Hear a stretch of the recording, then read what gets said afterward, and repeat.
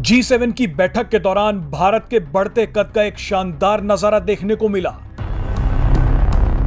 जिस अमेरिकी राष्ट्रपति से मुलाकात करने के लिए दुनिया भर के मुल्कों के राष्ट्राध्यक्ष महीनों का इंतजार करते हैं, वही अमेरिकी राष्ट्रपति पीएम मोदी से हाथ मिलाने के लिए खुद दौड़े चले आए।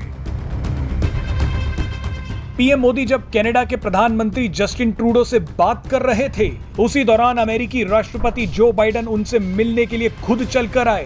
पूरी दुनिया ने इस तस्वीर को देखा, लेकिन इस तस्वीर के पीछे एक और कहानी भी है।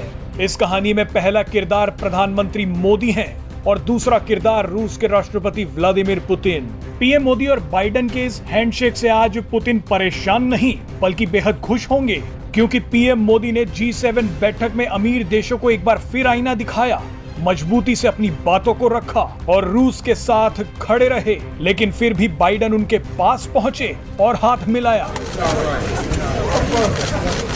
पीएम मोदी ने G7 की बैठक में अमीर देशों को इशारों में जमकर सुनाया। प्रधानमंत्री मोदी ने ऊर्जा से लेकर कार्बन उत्सर्जन पर भारत की बात तर्कों के साथ रखी। इसके अलावा भारत इस बार भी रूस के साथ खड़ा रहा।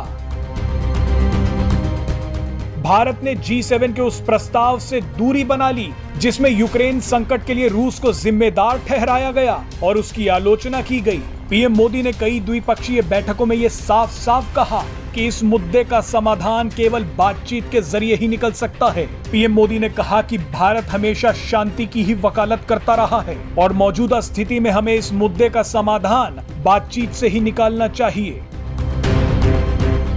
पीएम मोदी ने G7 शिखर सम्मेलन में जलवायु, ऊर्जा और स्वास्थ्य के मुद्दे पर दुनिया के 7 सबसे अमीर विकसित देशों के रुख को धुआं कर दिया। पीएम मोदी ने कहा कि भारत का जलवायु को लेकर कमिटमेंट आप इस बात से ही समझ सकते हैं कि हमने गैर परंपरागत ऊर्जा स्रोतों के जरिए 40% एनर्जी कैपेसिटी 9 साल पहले ही हासिल कर ली है। पीएम मोदी ने कहा कि एथेनॉल ब्लेंडिंग के जरिए पेट्रोल बनाने का लक्ष्य हमने समय से 5 महीने पहले ही पूरा कर लिया है।